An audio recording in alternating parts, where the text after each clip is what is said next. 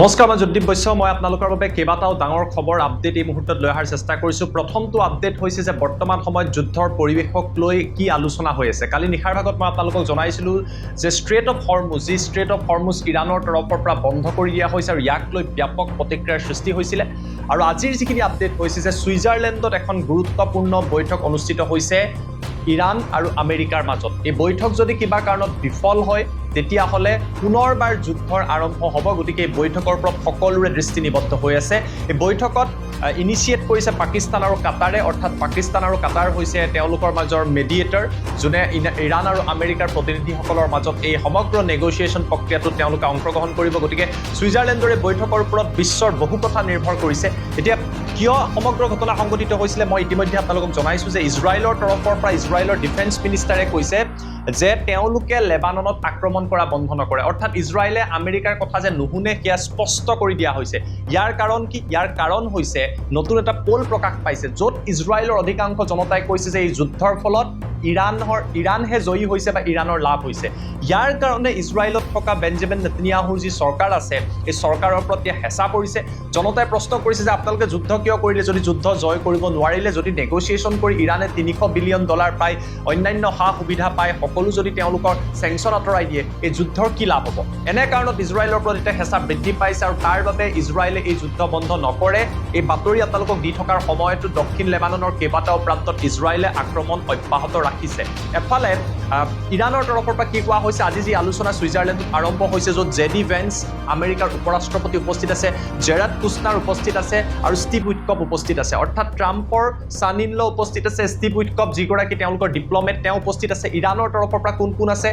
ইৰাণৰ তৰফৰ পৰা আৰাগাচি যিগৰাকী বিদেশ মন্ত্ৰী তেওঁ উপস্থিত আছে। সমানে সমানে ঘালিবাফ যিগৰাকী ইৰাণৰ যথেষ্ট শক্তিশালী নেতা, নতুনকৈ তেওঁ দায়িত্ব পাইছে এই সমগ্ৰ প্ৰক্ৰিয়াত, ঘালিবাফ উপস্থিত আছে।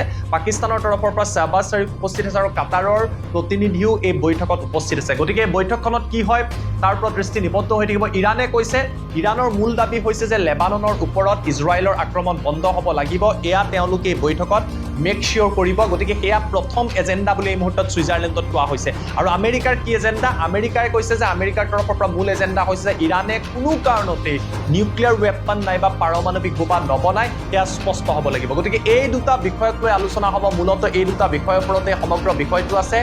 কিন্তু ইৰাণৰ ৰাষ্ট্ৰপতি পেজেছকিয়ানে আজি কিছু সময়ৰ আগতে কৈছে যে ইৰাণে কেতিয়াও পাৰমাণৱিক বোমা বনাবলৈ ভবাই নাছিলে বুলি কৈছে আৰু আগন্তুক সময়টো নবনায়। সেই কথা কিন্তু আয়াতুল্লাহ আলী খেমেনিৰ তৰফৰ পৰা কোৱা হৈছিলে। গতিকে যুদ্ধখন হৈছিলে এটা বিষয়ক লৈ যে ইৰাণক to create a nuclear weapon, যে ইৰাণক পাৰমাণৱিক বোমা নিৰ্মাণৰ পৰা বা অস্ত্ৰ নিৰ্মাণৰ পৰা বাধা দিয়াৰ বাবে। ইৰাণে কৈছে আমি বনাবলৈ বিচৰা নাই, সেইবাবে এই জটিলতাৰ সৃষ্টি হৈছে। আৰু এতিয়া সমগ্ৰ বিষয়টোক লৈ ইজৰাইলৰ ভূমিকাটোক লৈ প্ৰশ্ন আছে। ইজৰাইলৰ ডিফেন্স মিনিষ্টাৰে কিছু সময় আগতে স্পষ্ট কৰি দিছে যে তেওঁলোকে যি আক্ৰমণ চাউথ লেবাননত অব্যাহত ৰাখিছে সেয়া তেওঁলোকে অব্যাহত ৰাখিব, কিয়নো 4 গৰাকীকৈ ইজৰাইলী সৈনিকৰ মৃত্যু হৈছে, সেই কথা আপোনালোকে ইতিমধ্যেই গম পায়। গতিকে প্ৰশ্ন আছে, এই শান্তি আলোচনা যে 60 দিনৰ বাবে এটা টাইম ফ্ৰেম লোৱা হৈছে যে within 60 days they will come up with something, এই সমগ্ৰ প্ৰক্ৰিয়াটো তেওঁলোক সফল হ'ব নে নহয়। Because if this negotiations rails down, if it doesn't work, ইয়াৰ ফলত সমগ্ৰ বিশ্বৰ যি ইকনমি তাৰ ওপৰত আৰু অতি বেয়া প্ৰভাৱ পৰিব। Already the world is going through economic crisis because of the war, আৰু if the war continues everyone will be affected. সেইটো একদম স্পষ্ট কথা। গতিকে বিশ্বই বিচাৰিছে যে নেগচিয়েশ্যন হওক, আগবাঢ়ি যাওক, চলিউশ্যন ওলাওক, এটা পথ ওলাওক, শান্তিৰ পথ ওলাওক। কিয়নো যুদ্ধখন মই পুনৰবাৰ কৈছোঁ আমেৰিকাই আৰম্ভ কৰি দিছিলে, যাৰ ফল আজি বিশ্বই ভোগ কৰিছে। আৰু ট্ৰাম্পে কি কৈছে চাওক, ট্ৰাম্পে ট্ৰুথ ছ'চিয়েলত কি কৈছে যে হৰমুজত ইৰাণে 60 দিনলৈকে তল নলয়, সেইটোতো নেগচিয়েশ্যনত আছেই। ইয়াৰ পাছত হৰমুজত তল ল'ব পাৰে আমেৰিকা। গতিকে প্ৰশ্ন উত্থাপিত হ'ব, আপোনালোকে যুদ্ধ কৰিলে, বিশ্বত দাম বঢ়াইছে, আৰু এতিয়া ট্ৰাম্পে কৈছে যদি আমি বিচাৰোঁ 60 দিনৰ পিছত আমি তল ল'ম।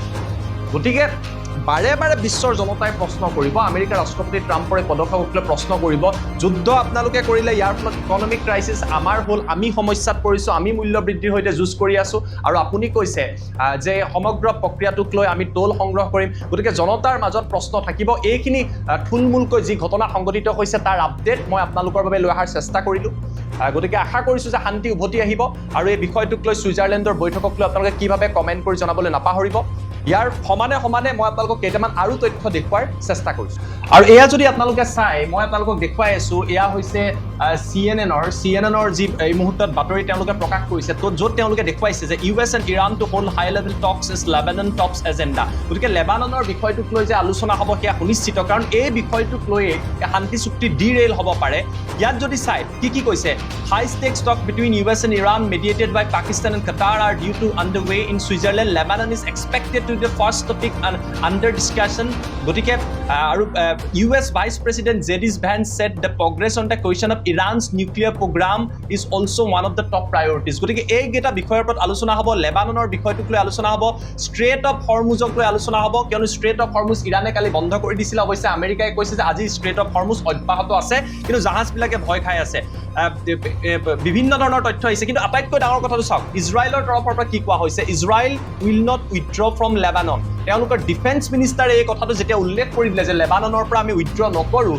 ক'ৰবাত নহয় ক'ৰবাত এই সমগ্ৰ প্ৰক্ৰিয়াটোৰ ওপৰত এতিয়া প্ৰশ্ন থাকিব যে হেঁচা দিব পাৰিবনে নোৱাৰে আমেৰিকাই ইজৰাইলক হৈমান কৰিব পাৰিবনে নোৱাৰে কিয়নো ইজৰাইলে কৈছে আমেৰিকাই কি কৰিছে আমি গম নাপাওঁ আমি আমাৰ যুদ্ধ অব্যাহত ৰাখিম মই আপোনালোকক সমগ্ৰ ঘটনাটোক লৈ তথ্য দিয়াৰ চেষ্টা কৰিছোঁ বিভিন্ন যি পৰিৱেশৰ সৃষ্টি হৈছে পাকিস্তান এই যথেষ্ট পাকিস্তানৰ চৰ্চা হৈছে কিয়নো Pakistan is one of the major mediator এই পিছ টকত এবাজ শ্বৰীফ গৈ কিছু সময় আগত উপস্থিত হৈছে আল জাজিৰাত লৈ যাব বিচাৰিছোঁ আন এটা চেনেল গতিকে মই যিটো আপোনালোকক কৈছিলোঁ ট্ৰাম্পে কৈছে Iran will not change the strait of Hormuz but US might মই যিটো কথা কৈছোঁ যে হৰমুজত টোল ইৰাণে নলয় কিন্তু আমেৰিকাই ল'ব পাৰে ইয়াক লৈ এতিয়া প্ৰতিক্ৰিয়াৰ সৃষ্টি হৈছে এই মুহূৰ্তত যদি চাই high level negotiation in Switzerland kick off বুলি উল্লেখ কৰা হৈছে ট্ৰাম্পৰ ফালৰ পৰা কেইবাটাও কথা উল্লেখ কৰা হৈছে গতিকে আশা কৰা হৈছে যে পিচ প্ৰস্পেৰিটি আহিব বুলি ভেন্সে কৈছে US and Iran will work together to promote peace and prosperity